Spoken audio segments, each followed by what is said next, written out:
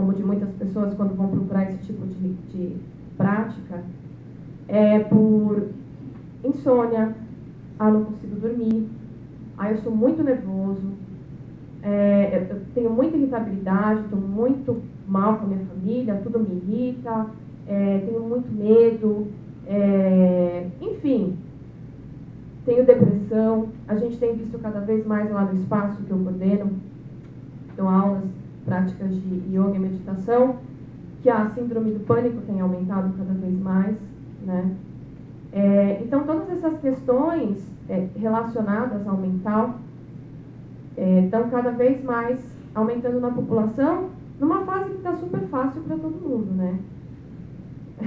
A crise no país, desemprego, as notícias que a gente recebe o tempo todo, né, na mídia, WhatsApp, né, a gente falou um pouco sobre isso, então a comunicação o tempo inteiro sendo bombardeado sem ter tempo para pensar no que está acontecendo.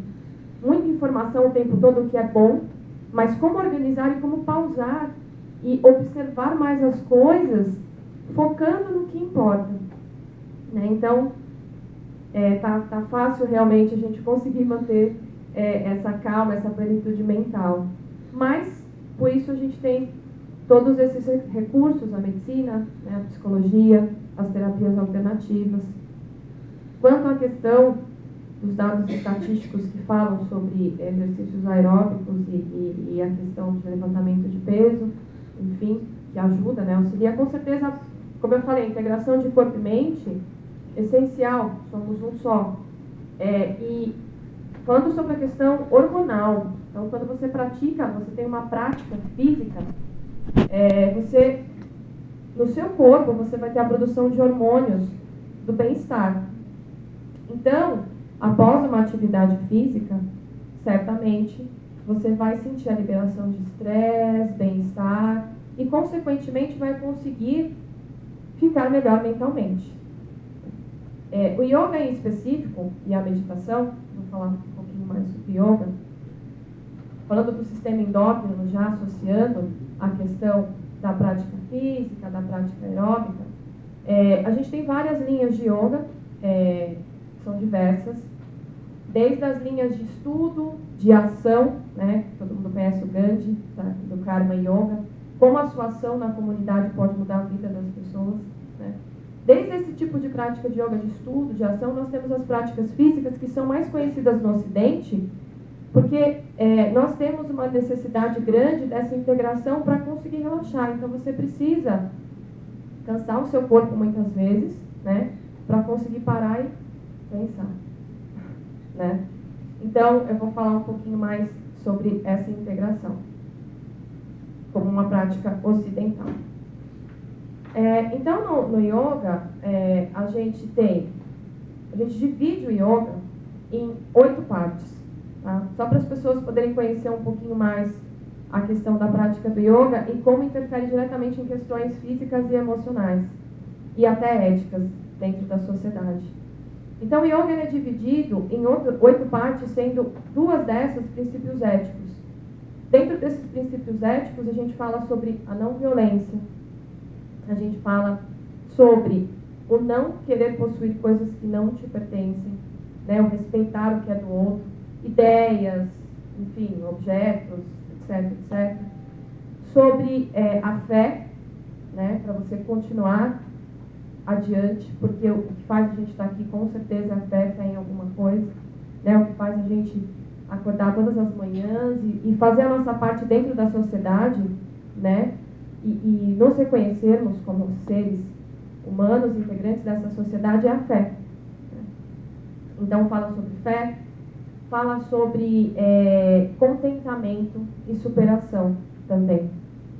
Então, é ser feliz com o que você tem. Mas primeiro, né, eu comecei com o Namastê, porque primeiro a gente precisa se olhar. Então, em muitos momentos, essa confusão sobre sentimentos, sensações, ou até dentro de uma sociedade que às vezes julga muito essas questões, né? A gente estava falando sobre a questão, né, homens e mulheres, os sentimentos. Realmente é uma sociedade que julga um pouco mais o homem com relação a isso. Por isso até que, infelizmente, poucos homens procuram a prática de yoga e meditação que venham mais, mas isso está mudando. Isso está mudando. Então, o yoga abrange todas essas questões, né? Então, dentro disso, além dessas questões dessa ética do yoga, a gente vai ter a prática das posturas, que vocês devem, né, conhecer, que são os asanas. Vou falar uns nomes esquisitos aqui, além do Namastê, que é a prática do yoga base, é a língua sânscrita, né, o sânscrito, então tem os nomes esquisitos. E também, um dos galhos, né, uma dessas 8 partes do yoga é o pranayama, que é a respiração. Então, muita gente procura yoga falando, eu não respiro. Aí eu falo, nossa, mas você está vivo. Você respira. A gente respira, é verdade. Mas o quanto você tem consciência sobre esse ato de vida. O respirar é estar vivo. Então, o quanto você tem consciência sobre a sua vida. Então, o quanto você presta atenção na sua respiração. E o quanto ela, muitas vezes na prática, quando a gente está trabalhando, tanto na meditação quanto na aula, demonstra quem é aquela pessoa para a gente, sem ela ter que falar nada. Então, geralmente, uma respiração curta denota ansiedade. A pessoa não consegue se aprofundar na respiração. Ela tem um padrão de ansiedade, dores nas costas, cervicais, nos ombros. Então, como é importante respirar, não só para estar vivo, mas para poder realmente se aprofundar em você. E isso, como consequência, esse tempo que você vai despender tanto para estar aqui, quanto para prestar atenção na sua respiração, que é uma função básica, vai te ensinar a aprender mais sobre você, a questão do autoconhecimento.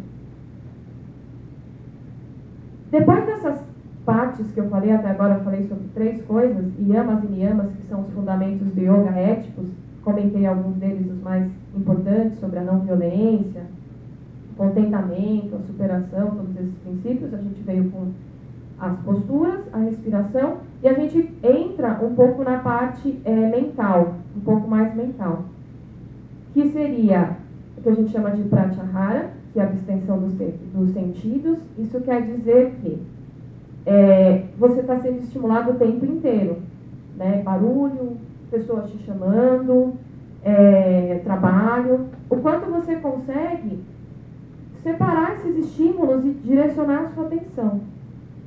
Depois desse princípio pratyahara, a gente vem para o dharana, que é a atenção plena. Então, você começa a separar tudo que te influencia, né? Na sua mente também, né? Na sua mente e na sua vida, você vai se organizando assim, não muita coisa, vai se organizando, vai direcionando um pouco mais a sua atenção, para você poder chegar até a meditação.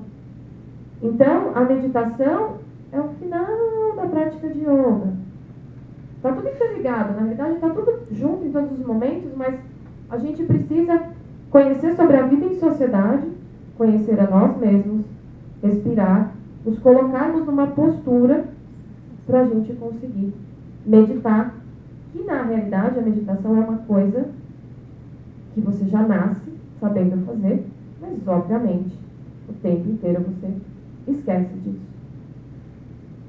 Outra questão, julgamento dentro da meditação.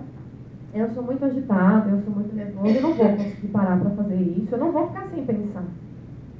A proposta da meditação não é ficar sem pensar, não tem como, a função da mente é pensar.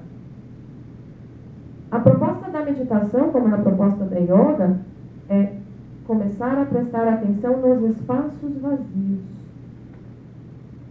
Então, por exemplo, a respiração já te ensina isso. Quando você respira, presta atenção na sua respiração. Começa a prestar atenção agora que eu estou falando com você. Você inspira, existe uma pausa, você solta o ar e existe outra pausa. Um processo não acontece já puxando o outro nessa ansiedade, existe uma pausa. Então, o nosso corpo já nos ensina isso. E considerando os padrões mentais para a gente associar, a gente precisa prestar mais atenção nessas pausas. Ter mais pausas e direcionar a nossa atenção para que elas sejam mais importantes do que o processo das turbulências. Então, esse processo é fácil? Não, não é fácil. a prática da yoga e da meditação realmente não é fácil, como não é fácil lidar com as emoções, lidar com o dia a dia, a questão da resiliência. A gente fala cada vez mais sobre isso na prática de yoga e meditação. Nem sempre é confortável você se dispor a mudar o padrão, né? Hoje eu vi uma tira de manhã, né, sobre uma pessoa que... uma bonequinha, ela falava sobre a meditação, ela falava, ai, tô nervosa. A pessoa falava, medita. Ela, mas não tenho tempo. E ela continuava reclamando. Então, assim, o quanto também você sai da zona de conforto quando você toma a decisão de fazer uma prática física, de procurar ajuda ou conversar com alguém, em vez de simplesmente aceitar a situação, o que pode levar a casos, né, de suicídio, porque a pessoa não sabe lidar com aquelas emoções, ou muitas vezes parecer que ela só está reclamando, né, para os familiares. Então, ajudas, auxílios como esse, de entender melhor como funcionam, né, as questões mentais, para a gente poder saber ajudar as pessoas ao redor e nos ajudar em casos como esses. Mas também não só no tratamento, mas na prevenção. Então, com certeza, práticas como essa, do pouco que eu falei para vocês, eu acho que já deu para perceber como se a gente tentasse levar um estilo de vida mais saudável, tentando levar atenção para essa integração de corpo, mente, e ter mais cuidado consigo, e ter mais tempos como esse de pausa, como seria possível se conhecer melhor, conhecer o outro melhor e evitar chegar a um ponto de você realmente chegar a um caso de suicídio. Então, procurar ajuda, né? Bom, então, nesses pontos do yoga que eu comentei, a gente chega no final no que eles chamam de samadhi, ou samadhi, não sei se alguém já ouviu falar, que é o êxtase, né? Que seria aquele ponto da meditação que você se conecta com o todo. Poucas pessoas entram nesse êxtase, mas eu acredito que a conexão com o todo está sendo feita o tempo inteiro. Eu acho que o ato da vida, né, quando você vem ao mundo, o seu primeiro respirar e o contato entre todos nós, e cada vez mais essa preocupação com o global, com a sociedade, com as outras pessoas, essa ação de chamar todos, vamos falar sobre coisas importantes e sobre ser mais humano. Isso é samadhi para mim, né? Então a gente está chegando no ponto onde a gente está se olhando, não está ficando só no nosso mundo. E tempos de crise, eles são difíceis em alguns pontos, mas eles te ensinam muito isso. Bom, o yoga cada vez mais e as práticas alternativas estão sendo indicadas por psicólogos, médicos. Então, a gente, no espaço, chega muita indicação. Antes chegava, né, a ficha, a pessoa ia preencher. Ah, eu vi que fazia bem. Ah, minha vizinha falou. Agora, o que a gente mais vê é ansiedade, depressão.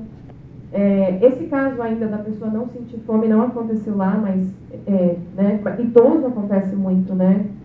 Eu vejo muito casos de idoso que muitas vezes pula refeições porque não tem tempo, não tem esse cuidado, né?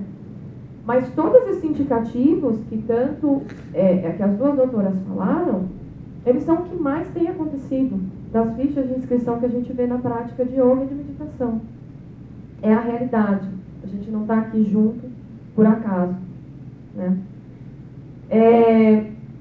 Então, o yoga, ele traz todos esses fundamentos. Não é só aquela coisa que vocês podem ver em propaganda de TV daquele povo se retorcendo, que parece contorcionismo, né? E a gente pensar, esse negócio não é para mim. Então, existem vários tipos. E na realidade, o princípio dele é essa conexão corpo e mente e espírito, indiferente de qualquer religião. Mas nos reconhecermos como seres sagrados. Então, a partir do momento que você se reconhecer como uma pessoa sagrada, importante, indiferente da função que você faça no seu trabalho, no seu bairro, na sua casa, você vai começar a entender que você é muito importante. E que tudo que você sente e que você pode expressar é muito importante. E aí saem padrões de julgamento. Eu consigo falar melhor o que eu sinto. Quando eu consigo falar melhor o que eu sinto e eu penso nos princípios da yoga da não violência, eu vou pensar como eu vou falar isso, como eu vou expor, né? Então, se eu me sinto magoado ou mal, eu não quero fazer a mesma coisa com a outra pessoa. A gente chama isso de ahimsa, a não violência. Então, eu vou pensar para falar, mas eu vou me expressar, né? Para que eu possa alcançar contentamento nas minhas atitudes, na minha vida, esse bem-estar emocional também, que está ligado. Eu tenho um monte de coisa aqui para falar para vocês. O que mais a gente fala hoje em dia sobre essa questão de meditação e yoga também, sobre as palavras passado e os tempos, né? Presente e futuro. Então, o que a gente sempre reforça nas nossas práticas. O que mais acontece hoje em dia é a vida do passado e a vida do futuro. No presente, que é uma palavra tão bonita, né? Presente. Ninguém está, praticamente. Em poucos momentos a gente vive no presente, né? E a nossa função como terapeuta alternativo, praticante, professor de yoga, de meditação, é relembrar as pessoas desse presente, que é o agora, né? Que você só vai poder fazer alguma coisa com relação ao que você tem agora. O que passou, passou, vai ficar na sua memória, na sua lembrança, no seu coração. E o que vem adiante, você pode tomar ações hoje com relação a isso, mas depende de muitos fatores, né? Não só de você. E o passado, ele gera frustrações, nostalgia, tristeza, muitas vezes, ou até sentimentos muito bons de prazer que a gente já teve no passado, a gente fica apegado e não quer desgrudar disso, né? E acha que hoje não está bom. E o futuro causa ansiedade, porque eu vou ficar o tempo inteiro lá e o que está acontecendo aqui eu nem consigo prestar atenção. Então existe uma ausência por conta disso. E se a gente conseguisse, em mais momentos, respirar e prestar atenção nas pausas e conseguir perceber que se você está sentado aqui, vivo, respirando, bem, escutando, está tudo bem. O que você pode fazer com relação ao que aconteceu antes ou que vai acontecer depois?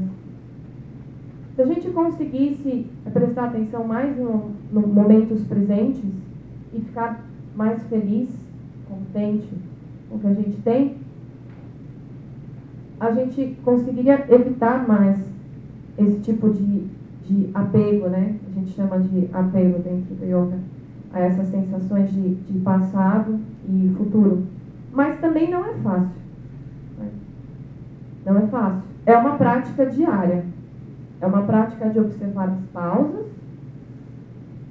e o momento presente. Porque se você conseguir observar, você está super feliz com o que você é agora. É o melhor que você pode ser dentro do que você teve de experiências no passado. E com certeza é o melhor que você pode oferecer para o seu futuro, né? Através do que você tem agora. Então, passado, presente e futuro. Vivam mais o presente, né? Lembrem dessa palavra. Primeira vez que me falaram isso, nossa, é verdade, presente. É um presente. E reduzindo mais os apegos a situações que não estejam dentro do nosso controle, com certeza, a gente vai reduzir essa pressão que vai nos deprimindo, que vem tão forte aí de fora. Né? Bom, então, a prática de yoga, de meditação, é para todo mundo. Não tem ninguém mais privilegiado que já está pronto. Talvez algumas pessoas tenham mais facilidade, outras vão ter um caminho um pouco mais difícil, sei lá se essa palavra, a gente fala de resiliência de novo. Nas práticas de asana, nas minhas aulas eu brinco muito com os alunos de testar mesmo. Então tem posições que você faz super bem, né? Que é o apego ao prazer, você fica lá feliz. E tem posições que vão te irritar, porque você não consegue, você tem dificuldade. E aí você vai trabalhar a resiliência. Tudo é muito confortável na sua vida? Não.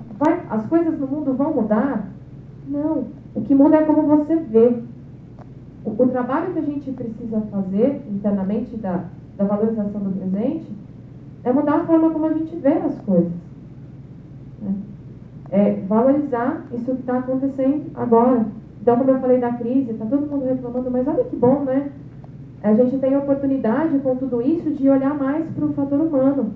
Porque a gente percebe que a gente está precisando, é muita pressão. Né? De se importar mais com o outro, de chegar nesse samadhi, talvez, que é a integração com o todo. Bom, e eu acho que, da minha experiência de yoga que eu posso passar para vocês, é um pouco disso. É uma experiência muito prática. O yoga ele tem a parte teórica, eu poderia ficar falando um monte de palavras em sânscrito aqui, e ninguém entender nada, nem eu, porque eu não falo sânscrito. Eu sei um pouco, né, mas minha língua nativa é o português, também a gente sempre tem a aprender. Mas é passar essa experiência prática mesmo, né? Desse dia a dia, dessa valorização do presente. E com esse trabalho, a gente consegue tanto atuar no tratamento, depois de já instaladas as questões mentais, quanto na prevenção, que é a valorização do ser humano e a valorização do presente. E a compreensão que existem adversidades, yin e yang, que existem duas polaridades, que nem tudo é bom, mas nem tudo é ruim. E que sempre vai ter uma coisa boa numa experiência ruim, e sempre uma coisa um pouquinho desagradável numa experiência boa, mas que nós somos assim. Se a nossa essência é essa, de ter um pouquinho de cada coisa, então a gente vai conviver com momentos de estresse, um pouquinho mais de trabalho. Então se para, se organiza, presta atenção nesses momentos de pausa, né? Tenta se organizar, tenta compartilhar com o outro. Então a gente perde um pouquinho também do orgulho, aprende a falar com o outro, com docilidade, como você gostaria que agissem com você. E essa prática diária não é fácil, é nossa evolução, a gente está aqui para isso. Eu acredito que se a gente já tivesse com todas as respostas prontinhas, a gente estaria já em outro plano, provavelmente. Então, por isso que o yoga, a meditação e as terapias alternativas estão sendo tão aplicadas quanto ao tratamento de questões mentais, porque elas trazem a valorização para o momento presente do indivíduo e considerando que todos nós somos sagrados, divinos e merecemos uma atenção nossa mesmo, um tempo nosso, sempre, e olhar um pouquinho para fora também para o outro. Namastê.